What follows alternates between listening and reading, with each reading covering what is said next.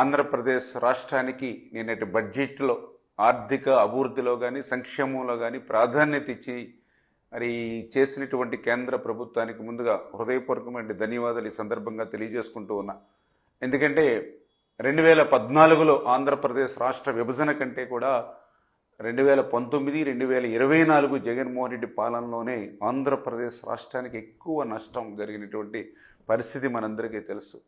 అటువంటి విధ్వంసకరమైనటువంటి పాలన నుంచి మళ్ళీ ఈరోజు ఈ ప్రజాప్రభుత్వ పాలనలో మళ్ళీ ఈరోజు మనం చూస్తూ ఉన్నాం. రాజధాని లేనిటువంటి రాష్ట్రంగా ఉన్నటువంటి ఈ రాష్ట్ర రాజధాని అమరావతికి 15,000 కోట్ల రూపాయలు కానీ, ఆంధ్రప్రదేశ్ రాష్ట్రాన్ని భవిష్యత్తులో ఒక కరువు రహిత రాష్ట్రంగా మార్చేటువంటి శక్తి కలిగినటువంటి పోలవరం ప్రాజెక్టుకి 12,157 కోట్లు మరి ఫస్ట్ ఫేజ్లో ఇచ్చేటువంటి విషయంలో కానీ, అదేవిధంగా ఆంధ్రుల హక్కు విశాఖ ఉక్కు అని మనం నినదించి తెచ్చుకున్నటువంటి విశాఖ ఉక్కు ప్రైవేటీకరణ అయిపోతున్నటువంటి స్థితిలో మళ్ళీ ఈ ఎన్డీఏ ప్రభుత్వ నాయకత్వంలో మళ్ళీ దానికి 11,500 కోట్ల రూపాయలు ఈవేళ కేంద్రం సాయం అందించి ఆ ప్రైవేటీకరణ నిలుపుతున్నటువంటి విషయంలో కానీ, మరి అన్నిటికీ మించి జలజీవన్ మిషన్కి సంబంధించి మరి 2028 వరకు కూడా దాని గడువు పెంచినటువంటి పరిస్థితి. ఎందుకంటే మొన్ననే మనం 70,000 కోట్ల రూపాయలు ఎస్టిమేషన్లు జలజీవన్ మిషన్లో కేంద్రానికి పంపించినటువంటి స్థితిలో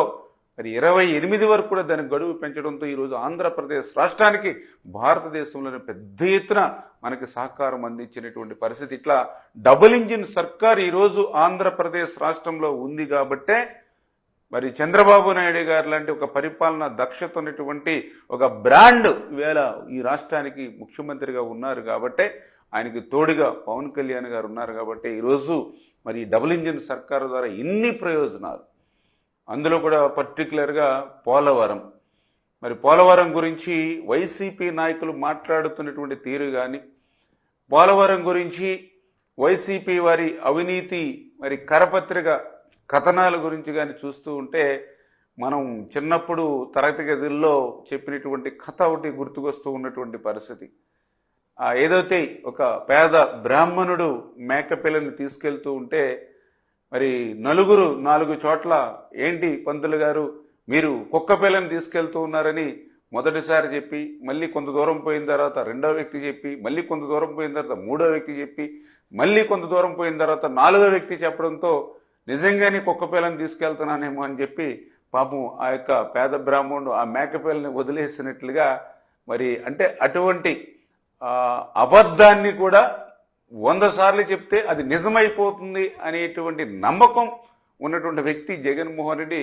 ఆ పోలవరం గురించి కూడా పదే అబద్ధాలు అసత్యాలు అంటే దొంగే దొంగ దొంగ అని అరిచినట్లుగా పోలవరం గురించి వీళ్ళు రోజు చేసేటువంటి అసత్యమైనటువంటి ప్రచారం. అందులో భాగంగానే పోలవరం ఎత్తు 41.15 మీటర్లకి మరి తగ్గించేస్తున్నారని ఈరోజు వీళ్ళు చెప్తూ ఉంటే చాలా ఆశ్చర్యం.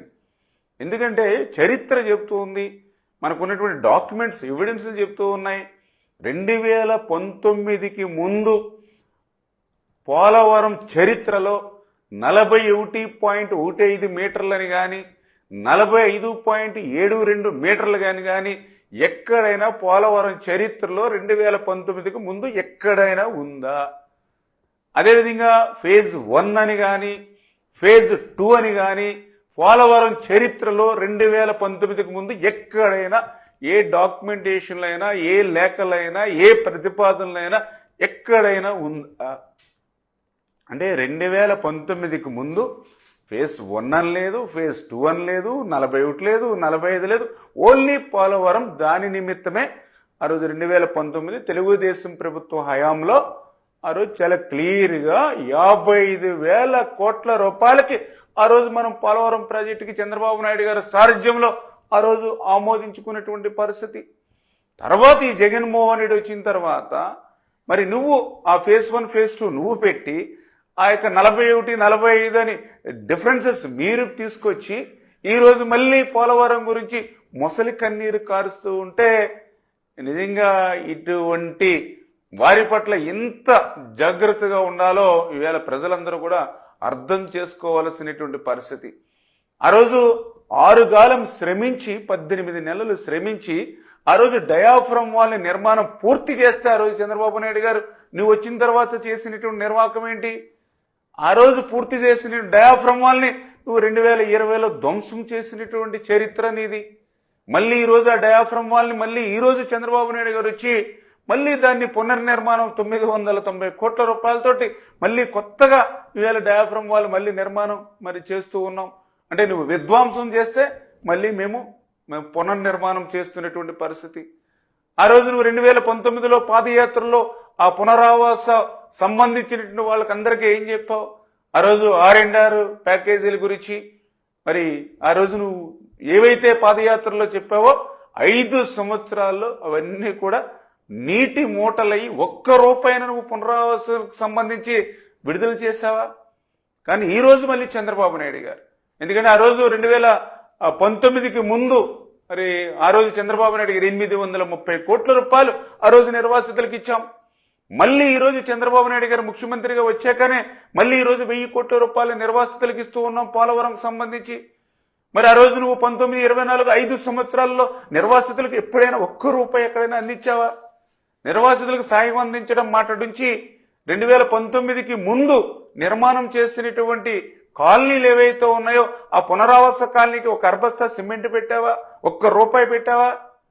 మరి అసలు పోలవరాన్ని పూర్తి చేయడం మాట్లాడించి దాన్ని ధ్వంసం చేసి విధ్వంసం చేసి నువ్వు మళ్ళీ పోలవరం గురించి ఈరోజు అసత్యాలు అబద్ధాలు చెప్పేటువంటి పరిస్థితి నిన్ను చూస్తూ ఉంటే ఈవేళ తెలుగు జాతి, తెలుగు ప్రజలు, తెలుగు రైతులు ఈ యొక్క జగన్మోహన్ రెడ్డి క్షమించరు అనే విషయాన్ని మరొక్కసారి మీ ద్వారా కూడా తెలియజేసుకుంటూ, ఖచ్చితంగా ఈరోజు ఇక్కడ తెలుగుదేశం, జనసేన, బీజేపీ, అదేవిధంగా కేంద్రంలో ఉన్నటువంటి ఏదైతే ఎన్డీఏ ప్రభుత్వం ఏదైతే ఉందో రేపు రాబోయేటువంటి రోజుల్లో కూడా ఈ ఆంధ్రప్రదేశ్ రాష్ట్రానికి గతంలో ఏ ముఖ్యమంత్రి చేయనటువంటి ద్రోహం, దగ, ఈ మోసం మరి ఏదైతే జగన్మోహన్ రెడ్డి చేశాడో మళ్ళీ దాని నుంచి ఈ రాష్ట్రాన్ని మళ్ళీ పునర్నిర్మాణం చేసుకునేటువంటి విధంగా గత ప్రభుత్వం ఏదైతే పాపాలు చేసిందో అవన్నీ కూడా ఈరోజు పోలవరానికి శాపాలుగా ఏవైతే మారాయో వాటినన్నింటినీ కూడా మళ్ళీ సరిదిద్దుకుంటూ గత ప్రభుత్వం చేసినటువంటి తప్పిదాలన్నింటినీ కూడా చంద్రబాబు నాయుడు గారు తన పరిపాలనా దక్షతతో మళ్ళీ సరిదిద్దుతూ మళ్ళీ పోలవరం నిర్మాణాన్ని పట్టాలెక్కించి పనిచేస్తూ ఉన్నాం.